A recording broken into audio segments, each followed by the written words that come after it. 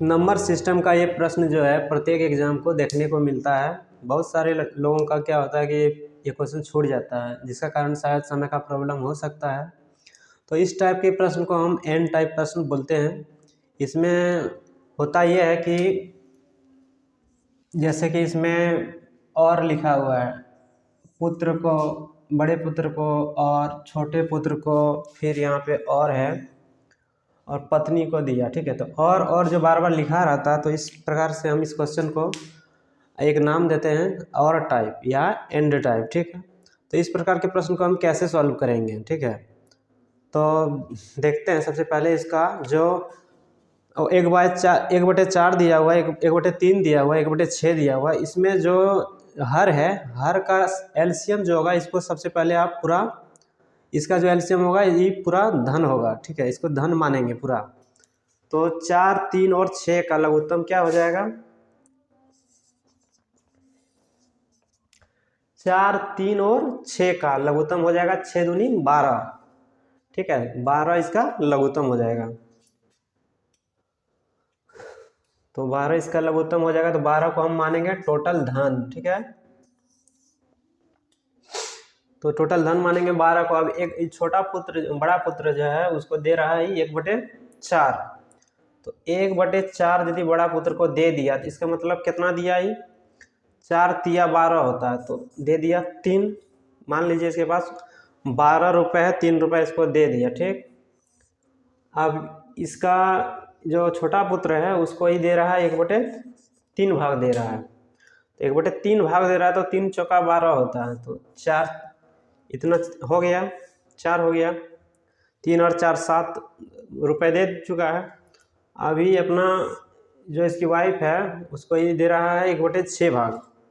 तो 1/6 है, तो कितना दे रहा है? 6 दूनी 12 होता है, तो 2 रुपये ही मान लीजिए दे रहा है। ठीक है, तो हो गया 3 4 7 और 2 9, तो टोटल 12 रुपये है, 12 में ही 9 दे दिया। तो इसके पास बच कितना गया?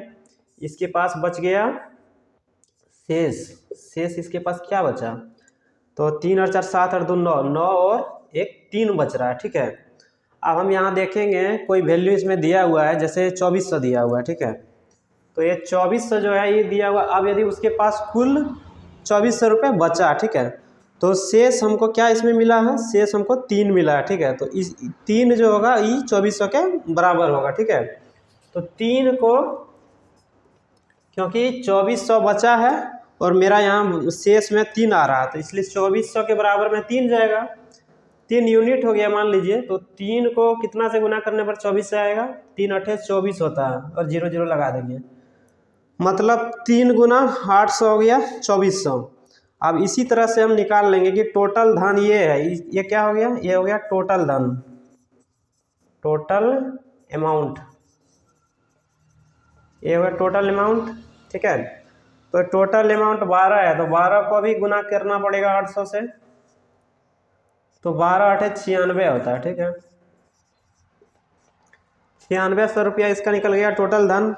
ये बड़ा बेटा को दिया था, मान लेते हैं इसका बिग बी हो गया ये। ठीक है, बड़ा बेटा।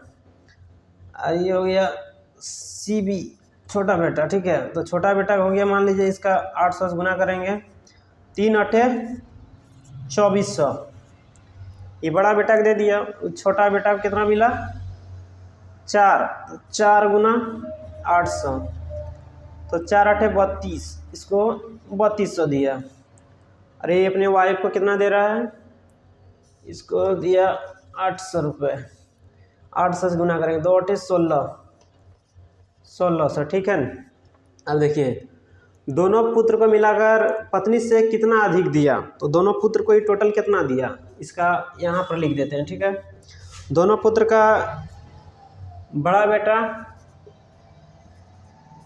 छोटा बेटा, तो इसका हो रहा है 2400 और 3200, 2400 प्लस 3200, तो कितना हो गया? 4 और 2 6 और 2 और 3 5, 5600 हुआ। ठीक है, अब पत्नी को कितना दिया है? पत्नी को 1/6 दिया है ना, पत्नी को 1/6 दिया, 1/6 अर्थात ये 1600 दिया है। तो वाइफ को दिया है 1600, तो 1600 इसमें घटा देंगे तो कितना हो रहा है, 6 में 6 गया 0, 5 में गया 4, 0 0, मतलब दोनों बेटा को मिला करके ही 5600 रुपये दे रहा है और पत्नी को दे रहा है ही 1600। तो दोनों पत्नी से कितना अधिक दे रहा है उन दोनों बेटा को, तो 4000 रुपये ही दोनों ज़्यादा दे रहा है।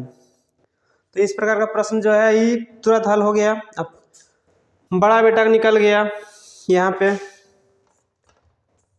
छोटा बेटा का भी निकल गया, वाइफ का भी इसका निकल गया, और दोनों बेटा को पत्नी से कितना अधिक दे रहा है, तो 4000 ही अधिक दे रहा है। तो इस प्रकार का प्रश्न जो है इस तरीके से यदि हम बनाते हैं तो तुरंत ही इसका हल हो जाता है।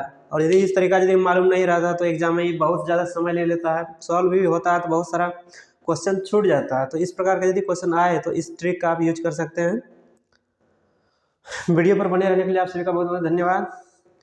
आप मेरे चैनल को सब्सक्राइब कर सकते हैं, क्योंकि मैं ग्रुप डी ग्रुप सी से संबंधित जितना भी मैथ रिलेटेड जो भी टॉपिक होते हैं सभी का मैं वीडियो लगातार लाता रहूँगा। धन्यवाद।